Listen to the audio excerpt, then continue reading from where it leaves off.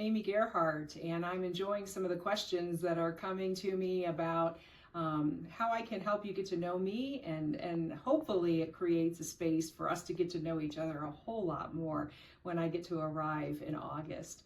One of the questions that was asked of me was about how I understand inclusion in the church and the importance of inclusion.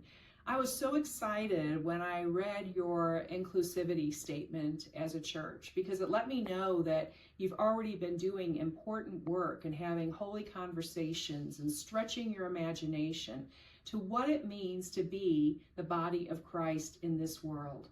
I believe that Christ calls us to be a beloved community where all are welcomed, all are fed, and all are celebrated, not just tolerated, for their racial identity, for their sexual orientation or gender identity, for their cultural experiences.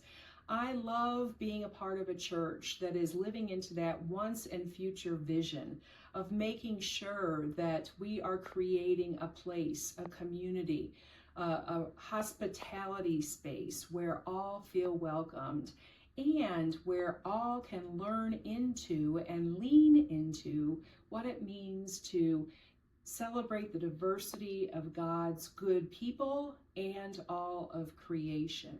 So thank you for the good work you've already done, and know my firm commitment to recognizing those ways that we might come from our own privilege or our own racial expression and understanding in a way that separates ourselves from others. How we're called to confess that as a church and live into an active understanding and learning from one another, that we might grow in grace and faith and be the inclusive body of Christ He calls us to be. One of the questions that people are curious about is, how did I get here to Colorado? I was born in central Illinois. I was raised and lived in the St. Louis metropolitan area until I left high school. I was educated in my undergraduate in central Illinois again, and then did my graduate work at Duke Divinity School and the University of Missouri in Columbia. So I've kind of been in a lot of places. And throughout that journey of life as a youngster, but especially as I've been raising my own family, we would come out to Colorado all the time to enjoy the recreation and the renewal. And I found myself saying frequently, God, I would love to live here. So when I became an empty nester and I got to know our former bishop, Karen Oliveto, who invited me to consider serving out here in the Mountain Sky Conference, I was excited to say yes.